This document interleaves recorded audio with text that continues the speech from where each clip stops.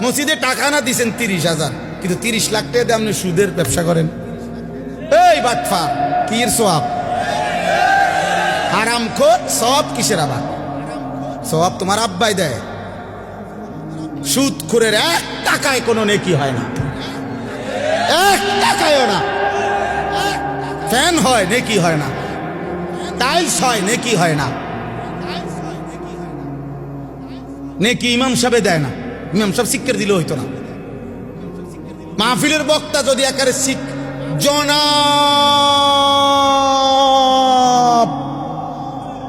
অমুকে অমুক 30,000 মার হাবা, হাবারে মার, যা ফারস মার, তারে টেহা দিল কেন, মার কন্যা।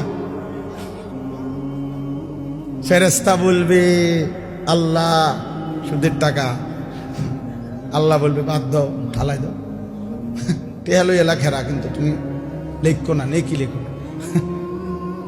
টাকা নেওয়া যায়, বলে নেয় কেন? হ্যাঁ নেওয়া যায়, এইটাও কথা। আপনি হয়তো বলবেন আরে এরপরে হুজুর আপনারা নেন কা, টাকা নেওয়া যায় কিন্তু নেকি হবে না। এইটাই এখন বুঝাইছিলাম ওই নুরুন নবী ভাইরে, আমার গাড়ির ছিল।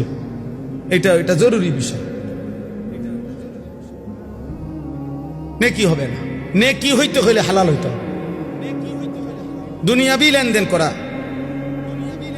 এটা ভিন্ন মাসআলা। আপনি যদি না বুঝেন আপনারা আলেম থেকে বুঝে নিয়ে, কিন্তু বুঝাইতে চাচ্ছি এটা জরুরি। মাফ গুনাহ ছেড়ে দাও। তাহলে আগে জরুরি কি বলেন? আমি কথা শেষ করে ফেলবো এখনই। আগে জরুরি কি? দাফউল মুদাররাতি মুকদ্দামুন আলা জালবিল মানফা।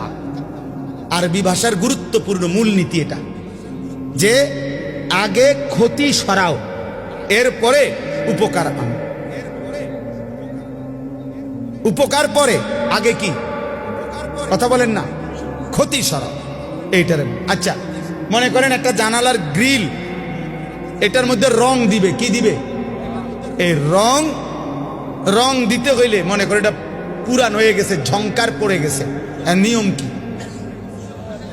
আগে ঝংকার ফেলতে হবে না আগে রং দিতে হবে?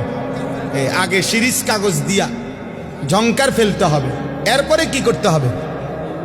আগে ক্ষতি সরাও, আগে গুনাহ ছাড়ো, এরপরে সেজদা দাও। এক সেজদা আল্লাহর আরশ ছুঁয়ে যাবে।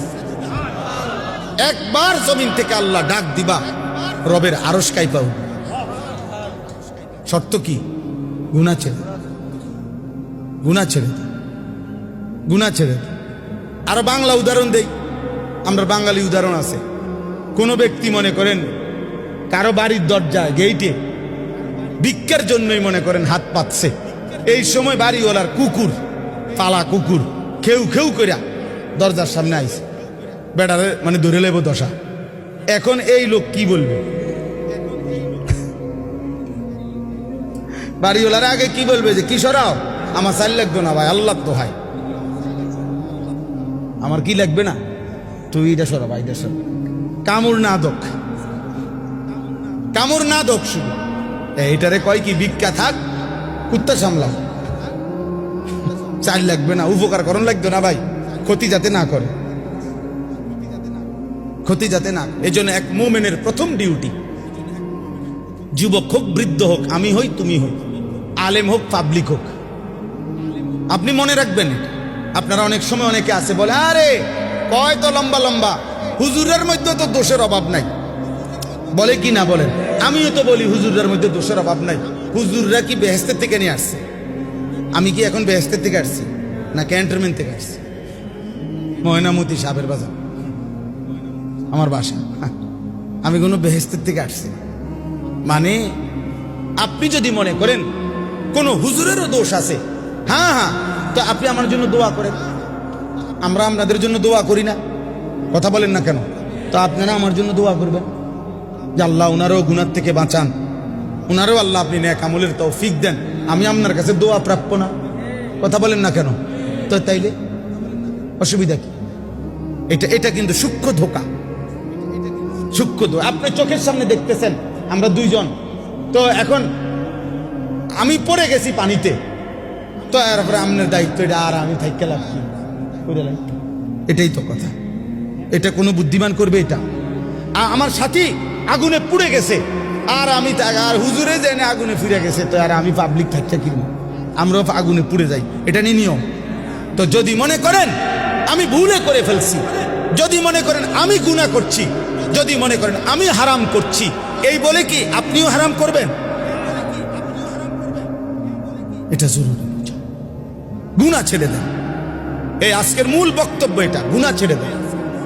এক মুমিন প্রথম কি ছেড়ে দিতে হবে? গুনাহ ছেড়ে দিতে। বিষয়টা কঠিন হইল, এটা আমাদের আল্লাহর আদেশ, আর আল্লাহর আদেশের উপরে কঠিন না সহজ, পারতেছি না এত কথা বলার কোনো সুযোগ নাই।